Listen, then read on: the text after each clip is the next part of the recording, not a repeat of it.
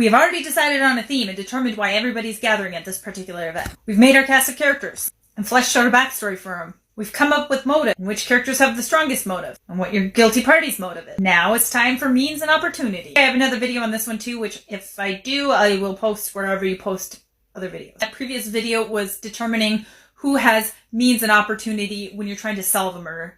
Now we're creating means and opportunity. Before we can do that, we have to figure out how your victim's gonna die. Again, Google's gonna be your friend here. Look up all the possible ways to die at the hands of another person and figure out which one fits your story the best. This is gonna be based on who your victim is, who your guilty party is, maybe your theme. If you got a Roaring Twenties theme, your characters probably aren't going to have the same access to weapons as present-day characters. Your character could die from different means of poisoning, stabbing, gunshot wound, blunt force trauma, being pushed over a ledge, drowning.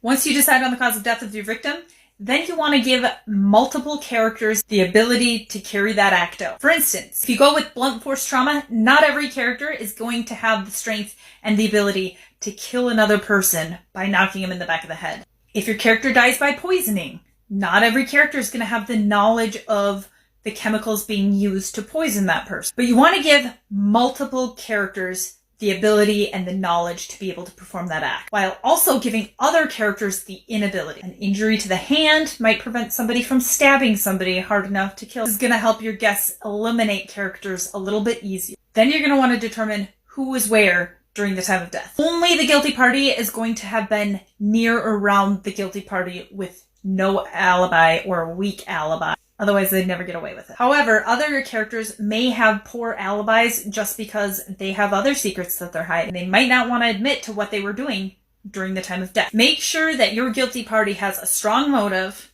has the ability to perform the act of murder, and has a weak alibi and was at the right place at the right time.